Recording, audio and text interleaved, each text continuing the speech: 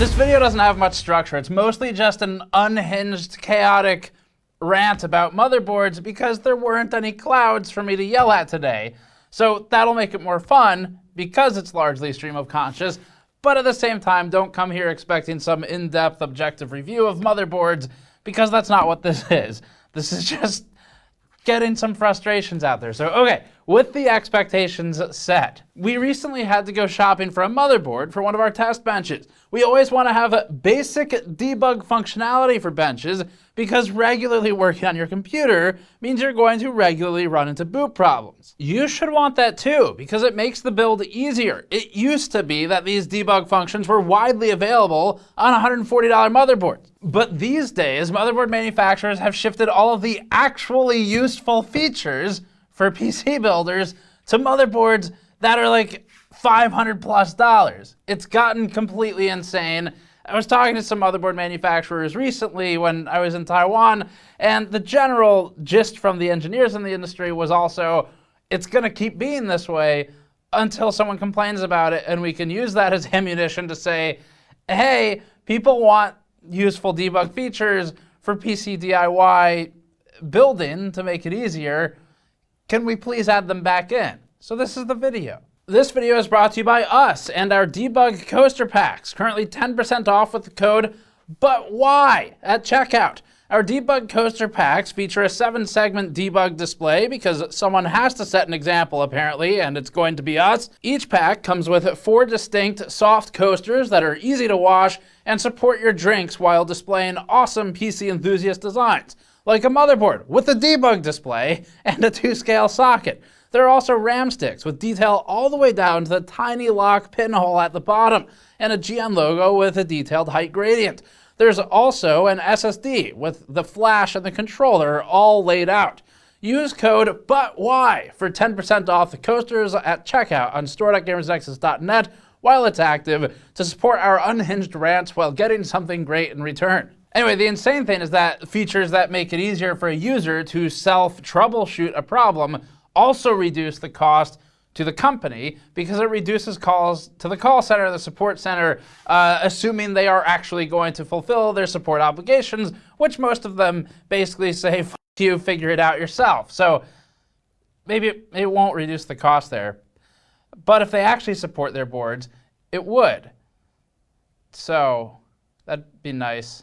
The companies are so busy shoving LEDs on everything, 100 amp power stages, gimmicks to make it easier to dismount a video card the one time you do it, that they've forgotten about beginner builders in general. But even advanced users, maybe especially, want these features. And it's not just debug displays. I mean, stuff like being able to hit XMP with your RAM, also very important, and also kind of lacking on boards that are in like the $200 to $300 price range, which is kind of insane a lot of the time.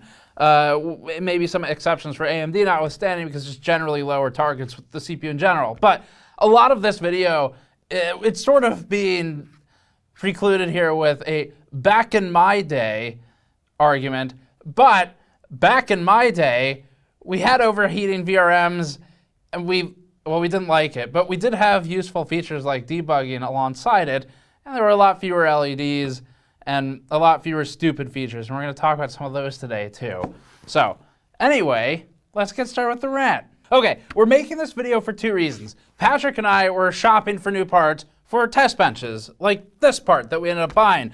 And we became extremely annoyed when trying to find a board with a 7-segment display, and also one with reliable ability to hit XMP targets. The 7-segment, though, is the one we're focusing on here today, which for a lot of people, you're gonna watch this and be like, wow, this guy really cares about 7-segment displays. I'm not sure I care that much. Well, you're right. I do care a lot about 7-segment displays because a lot of our daily jobs here is trying to get stuff to boot when it's just not working right.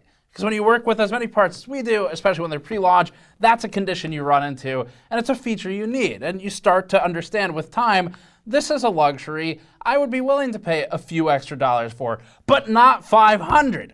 That's where it gets crazy. So anyway, this board is $500, and it's only a little bit more expensive than the average cost of a motherboard in this class, like Z790, with a 7-segment display.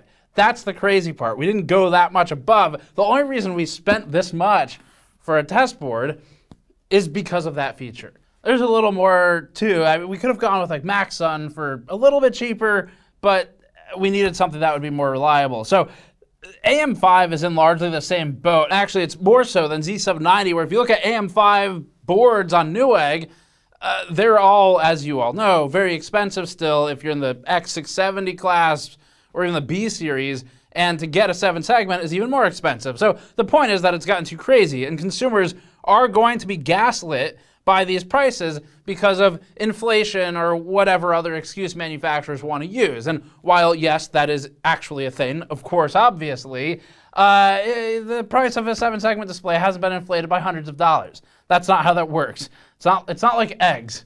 So that comment, like eggs will age poorly once the price is normalized. But for those watching today, I guess you're all watching today.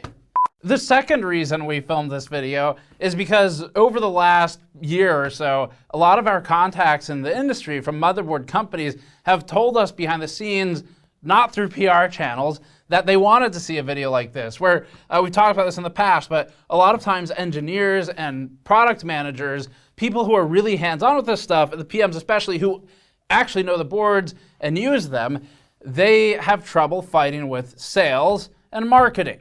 And our understanding of the way the industry works, and probably most of them, is that sales always wins. And what sells right now is not a debug display. But if there's enough pressure and interest from the consumers, and if media can help spur that interest, like we did with, we being media, not just GN, media in general spurred interest in higher quality VRMs several years ago, and it finally got into Gigabyte's boards, for example. If there's enough interest, sales will eventually go, oh, okay, maybe our engineers aren't idiots, and they actually know what they're talking about, even though our job is just to sell the board, and their job is to engineer the board and know what they're talking about.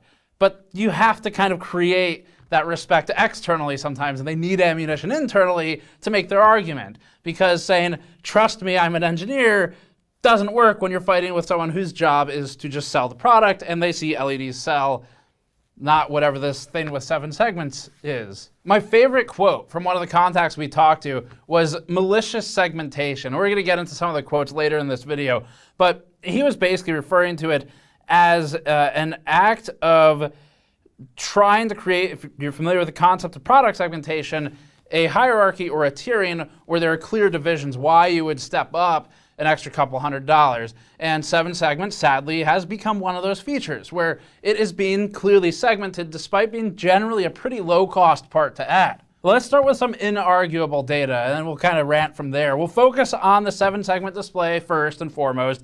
Right now, at the time of filming, we did some quick crawling around at retailers, and we learned this of the current state of motherboards. So we first checked out some older boards. Back in the B550 era, AM4's cheapest motherboard with a 7-segment display, historically, glancing at PC Part Picker data, was $140 to $150. The not on sale prices were around $180. That was reasonable. The $180 is getting up there a bit, but we'll see that much of the argument of just board costs, it's going up in general. And to be fair, at that price point, you really need to just have basic functionality of the board can handle a CPU of a higher class with a better VRM before the 7 segment. So that seemed fine. But now a quick glance reveals some of the cheapest B650E AM5 boards are $350 for a simple 7-segment display, which is actually completely insane. And then Intel is pretty bad too. Back on Z490, you could have gotten a Phantom Gaming Velocita for $260 MSRP to get one of those debug codes. Kind of high, but at least that's still in a range where a normal person might have a shot at getting one. Today, with Z790, it's $450 on sale for an MSI board with a 7-segment display, or $480 for an ASRock board. If you want to, you can buy this inevitable BIOS nightmare from Maxsun for $270 instead, and that's sort of the problem. The big brands have abandoned this part of the market, but brands like Maxsun, which it's not particularly well known, and it's not even particularly good just sort of in general with our experiences with some of their boards, they show at very least They prove that it is possible to still get basic debug features on boards that are considered to be sort of, in air quotes, cheaper. Cheaper than $350, $400 at least. So it's not like having one of these things magically makes the board $450. And the cheaper brands that are kind of in the no-name territory, in the Western market at least, are showing that to be true. Now sometimes you get things like those annoying little debug LEDs that you can barely see when it's actually inside of your case with other LEDs, and you have to sort of like move your hand in weird ways to cover the spilling of the light to read what the code says, and that's okay. It's on the cheaper boards.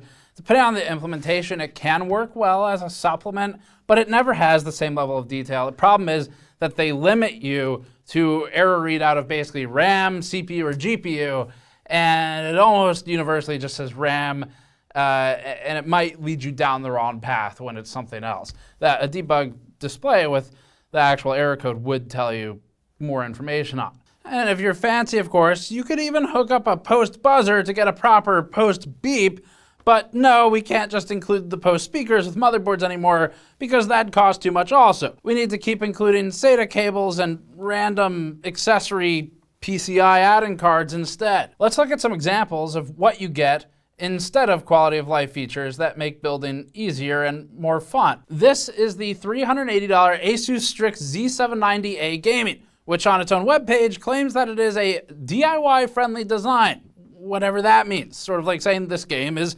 player-friendly. It's really sort of the base requirement. But don't worry, ASUS is spending money in all the right places.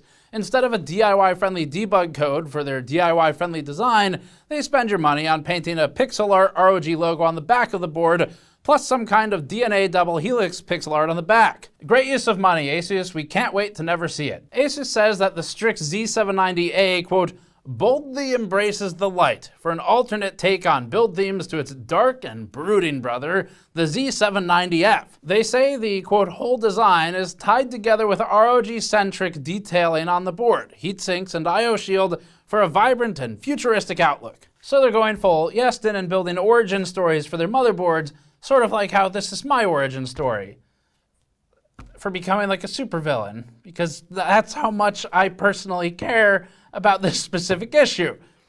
The focus on branding over function is exactly what Height is doing, and it's not a good move.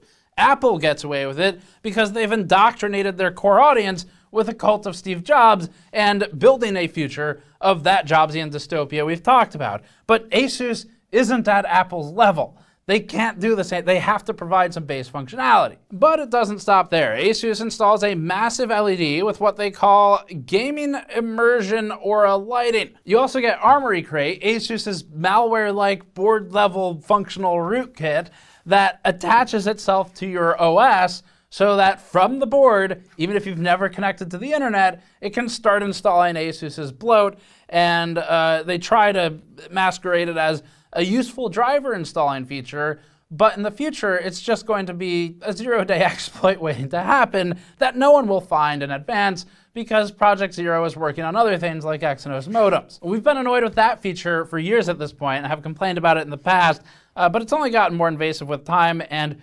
frustratingly, it's one of the things that we've seen advertised on a lot of boards that are lacking more basic functionality. Again, like reliably hitting XMP or debug displays. But either way, it's a massive attack vector waiting to happen, but they're happy to market it. That's a separate topic, so maybe we'll come back to that one later.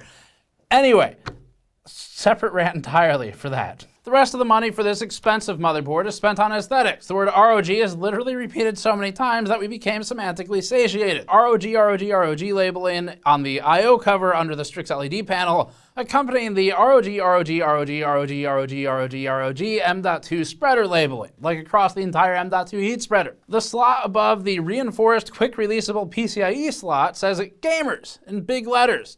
We also get a nice and teenage angsty for those who dare branding on the lower M.2 slot, because the most daring thing in the world is apparently building a PC with this motherboard. And finally, from the ASUS Edgelord brand, we have one more board. They show that AMD gets just as much bullshit as Intel. The X670EF gaming Wi-Fi costs $450 MSRP and features more for those who dare branding, whatever that means, with a nice font switch to a very Assassin's Creed-esque Republic of Gamers in a classy italic next to an ROG logo and, if you missed it, a giant LED plate that once again says ROG, ROG, ROG, ROG, ROG, ROG ad infinitum. The board then reminds us, game first, work second. It's like, well, what are we even doing anymore? Like, what, who wrote that? Like, what contribution does that make to the product? It's so stupid. I just, can we do stuff that's useful, please? Or at least if we're gonna do text on the board, make it interesting or helpful, like maybe the name of the board or what that slot is. Or at least something that's less cringeworthy to put on it for an adult to own. Anyway, that's on top of the M.2 slot, and then the lower M.2 slot tells us, for those who dare, for those who dare, for those who dare, for those who dare. It's like they've taken the intentional and meaningful and impactful repetition of Rage Against the Machine lyrics, and then they applied it to what some executive thinks gamers like. The rest of the board, honestly, is relatively featureless. They run mega overkill 90 amp power stages on a 16+2 design and a massive amount of I/O, and that's the best part of the board. There are real features, like the insane amount of I/O, M.2 support and otherwise, but they just dropped the ball on some basics. This is the MSI MPG. MPG stands for MSI Performance Gaming, and MSI stands for Microstar International. So it's the Microstar International Performance Gaming D790 Edge. Now that might mislead you to thinking that they spent most of their money on this board on the ink to print all of those letters to put on the box. But moving on, you get these features: an RGB LED dragon logo, a large block of aluminum with actually low surface area because MSI thinks it's ugly to fin a heatsink and make it more useful with less metal, a big block of metal as an I/O cover to hide an area of the board that MSI thinks is unsightly, and to hold the integrated I/O shield, which can be held in a much cheaper way. There's a PCIe slot with reinforcement, which is really only useful to pre-built manufacturers, and then there's a bunch of cable stickers. And here's the ASRock board we chose. You might be looking at this $300 motherboard and wondering where all the features are that make it worth $300. But they're there, you just can't see them. It's because the camouflage is working so well. As for why motherboards have gotten more expensive, this is the kind of useful part of the video beyond the unhinged rant where people are like, wow, he's really losing it, or is extremely passionate about this problem, to which I say, yes. The main excuse that they have, or that they lean on, is that PCIe Gen 5 and DDR5 signaling has gotten more expensive.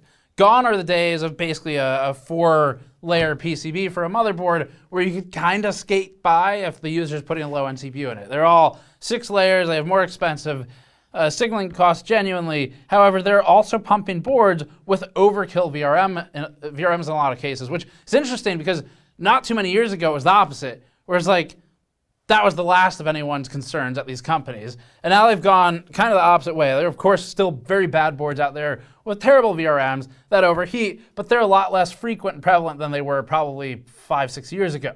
So we talked off record to some motherboard engineers and partners and asked, why is it going this way, where we're really starting to sacrifice a lot of base function beyond the electrical function. So there's still signaling, there's still good VRMs, and that's there on a lot of these boards, or all of the expensive ones for the most part, but we're sacrificing other quality of life and ease of installation features for things that are just kind of stupid. And when we talk to some of them, well, here's a few quotes, obviously all anonymized because it's bad to say this stuff for them, but hopefully they can use this as ammunition internally and send the link around, which is normally what happens with these videos. All right, first one is kind of fun. This quote says, it's becoming malicious product segmentation to force users to spend another $100 to get a bunch of features they don't want and a postcode. That was from a motherboard engineer. The next one is from another motherboard engineer. This one says, I tried to tell the PM these features should be on the $200 or $250 one, but they want the margin. $1, 5 cents, 80 cents, $2. Every time we do this, the profit is better. And the next quote I actually really liked and felt sort of a connection to, because this is from a CPU manufacturer, contact off record, of course. And they said, quote, if we can't have nice things anymore because everyone is racing to zero, why not innovate? Can you just give me a header and sell me a separate LED and I plug it in? And that is an awesome perspective because it gets to the base of what's going on here, which is there is opportunity for a motherboard vendor somewhere to go, what if we invent like a new thing? Okay, so we're not going to include feature X or feature Y on boards that are less than $300. What if we sell the debug code for 15 bucks and you just socket it onto some header that costs us basically nothing? Maybe the header even doubles as a jumper for something else, assuming it's simple enough to wire. So there is opportunity here, and it allows the user to still give them money with crazy markup, but not have to choose between expensive board with a bunch of bullshit they don't want and a board that just doesn't have the features they want at all with like a $100 gulf in between them minimally. And maybe that's counter to selling the higher end boards, but there's opportunity for a manufacturer who's hungry for it. And the rest of that quote from the CPU contact was, quote, debug LEDs have a limit volume discount where in some ways they're more of a fixed cost, whereas MOSFETs and capacitors get major volume discounts. Management is chasing margin, not useful features. And that starts to explain why we can bloat VRMs sometimes for the segment that the board is in to a place of comedy. That's not to just like diss high-end VRMs. It's important. It's something we pushed for a long time as well. We finally got it. But not every board has to support every CPU. And as long as that's clear in the language, that's fine. So it just needs to be, the biggest thing we've always pushed is in the marketing, it needs to be really clear, this board is built for X. And maybe it doesn't work well with the 7950X when it's overclocked, or the 13900K or whatever. But as long as it's clear what it does work well with, that's okay. And maybe you get some features you care more about for that class instead. Trying to just shove everything for the highest end CPUs into boards that probably should be more for the mid-range, it's chasing the GPU market model where it's like, fuck the low end, let's just push people into the most extreme end of their budget and make them as uncomfortable financially as possible building a computer to extract margin. And it just hurts the industry long term. Anyway, consider this a completely unhinged rant, kind of for fun, kind of just, this is like old school GN of let's just get this off our chests here and move on, knowing that at least we shouted at some clouds and maybe the clouds heard us. That's all I really have to say about this. I don't know. It's an unhinged outcry for attention to an esoteric issue that we believe deeply in. That's kind of the best summary I have for you. And it'll benefit new system builders to bring back down a classic $200 feature to a lower price point, even if it's some like separately sold ASUS, hey, buy our $15 accessory that costs us maybe $1 to make and package and plug it into this pin on the motherboard. And now we get infinity margin on a small product that we can attach to motherboards if they're unwilling to buy the more expensive boards. So there's opportunity here, and it'd be cool if someone would actually try and seize that. But especially with how finicky DDR5 is to nail timings right now, hit XMP targets, and the usefulness of a 7-segment display for that specific problem, as opposed to some debug LED that just says RAM, and you don't know why. It's not just some OC thing. It's not like we're overclocking with liquid nitrogen and this is useful. This is useful for everybody, and especially someone who is having trouble with, they turn on XMP and it doesn't fucking boot and they don't know why. And debugged LEDs don't really tell you the detail, but a 7-segment might. So it just depends on how tuned they make them. Anyway, that's it for this one. Thanks for watching. Go to store.gamersnexus.net and use code BUTWHY for 10% off the coaster packs while the code is active. Subscribe for more. We'll see you all next time.